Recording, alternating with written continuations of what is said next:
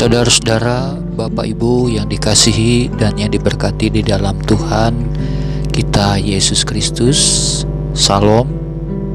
Bersama saya Pendeta Kristofson Matias Tigoy di dalam renungan harian Firman Tuhan berdasarkan Almanak Nas Gereja Kalimantan Evangelis pada hari Kamis 2 Juli 2020, Roma pasal yang ke-7 ayat yang pertama hingga ayat yang ke-6.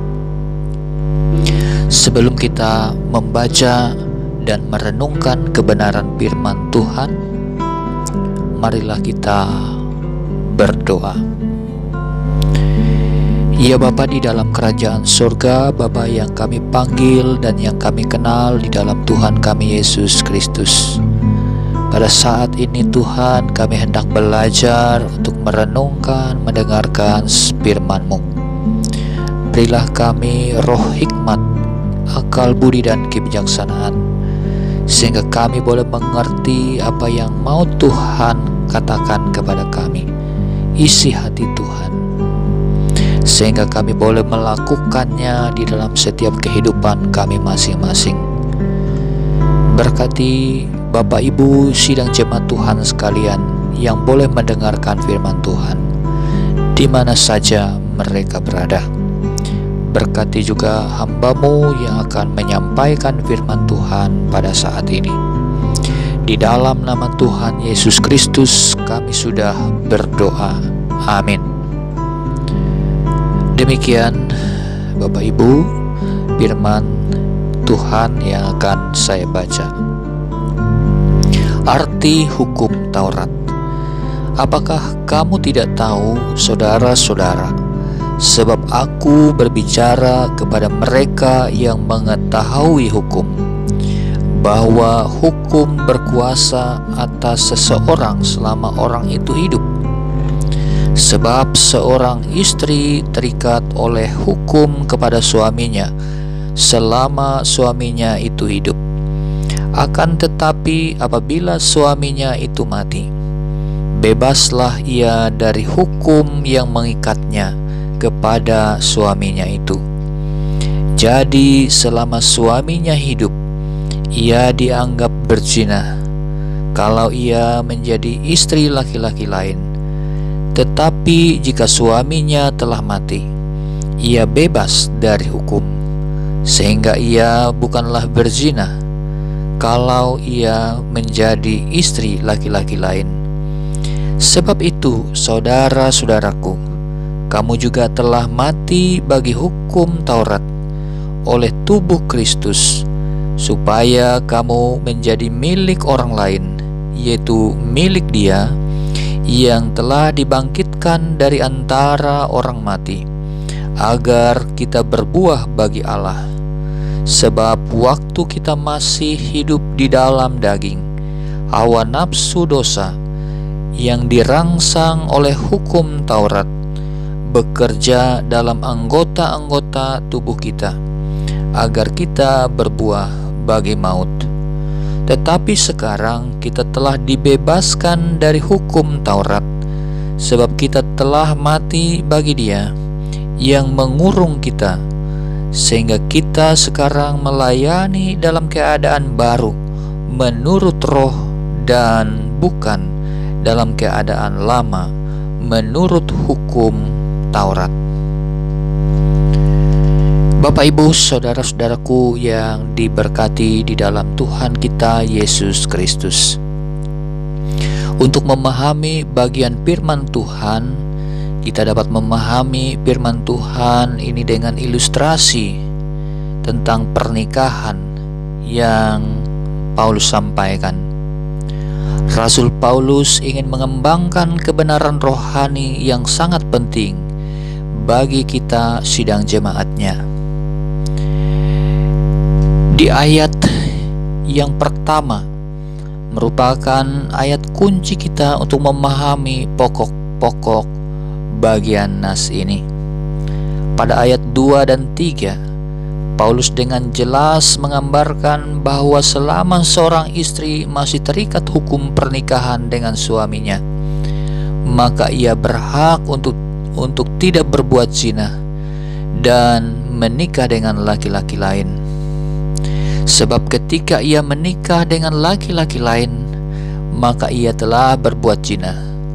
Sedangkan apabila suaminya telah meninggal, maka ia mendapatkan kebebasan untuk menikah karena tidak dianggap perbuatan zina. Saudara-saudara, pada pihak yang lain, dalam kehidupan orang Yahudi, hukum pernikahan itu begitu sangat penting. Jika suami masih hidup, istri terikat kepadanya. Jika suami menceraikan istrinya dan perempuan itu menikah dengan laki-laki lain, lalu ia diceraikan lagi, perempuan itu tidak boleh kembali kepada suaminya yang lama. Sebab tindakan itu merupakan kekejian bagi Tuhan. Ia dikatakan melakukan perzinahan. Ulangan 24 ayat yang pertama dan yang keempat. Jadi pernikahan itu akan dianggap tidak berzina apabila suaminya telah meninggal dan ia kawin dengan laki-laki lain.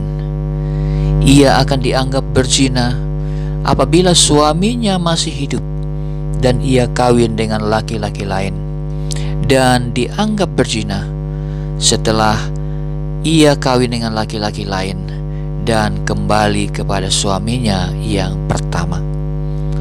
Saudara-saudaraku, hal di atas tadi mau mengatakan kepada kita bahwa ikatan pernikahan itu akan bubar ketika terjadi kematian.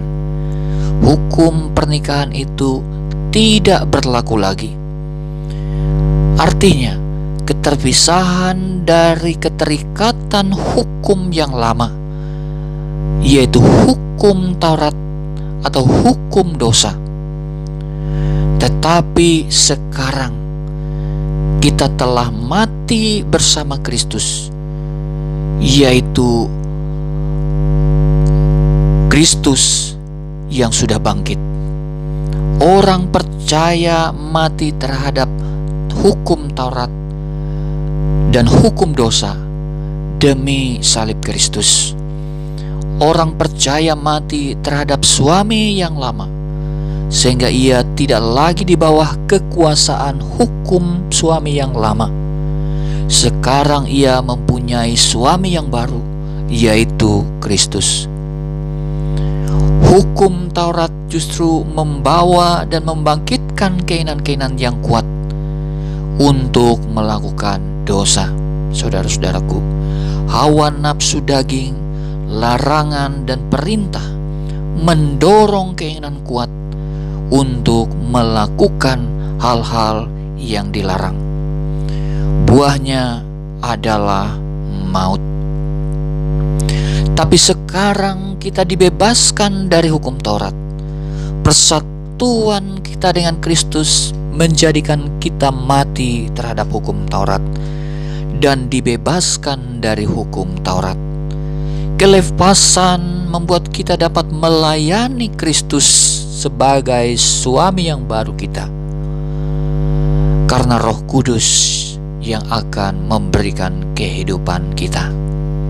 Saudara-saudaraku yang diberkati Tuhan, sebagai kesimpulan akhir dari renungan kita pada hari ini, firman Tuhan mengatakan, yang pertama, ketika kita masih terikat hukum Taurat atau hukum dosa, sehingga kita tidak dapat mengerjakan pekerjaan-pekerjaan yang dikehendaki Allah, hidup lama masih menguasai hidup kita, dan keinginan-keinginan manusiawi kita masih kuat, sehingga kita tidak melayani Allah dengan benar dan kudus.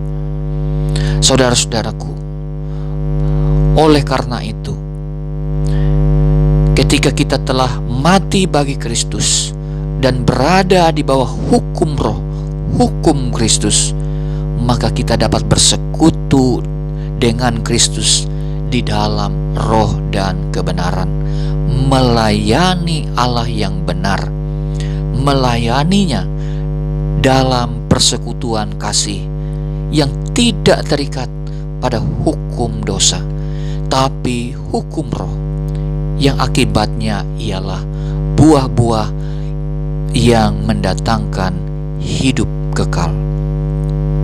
Yang kedua, atau yang terakhir, saudara-saudara, marilah kita hidup benar dan selalu bergiat bagi Allah. Filipi 4 ayat yang ke-8 berkata, "Jadi akhirnya saudara-saudaraku, semua yang benar, semua yang mulia, semua yang adil, semua yang manis, semua yang sedap didengar, semua yang disebut kebajikan dan patut dipuji, pikirkanlah semuanya itu." Kiranya renungan firman Tuhan yang boleh disampaikan kepada Bapak, Ibu, saudara-saudara sekalian, kiranya boleh memberkati, menguatkan, dan meneguhkan Anda. Tuhan Yesus memberkati.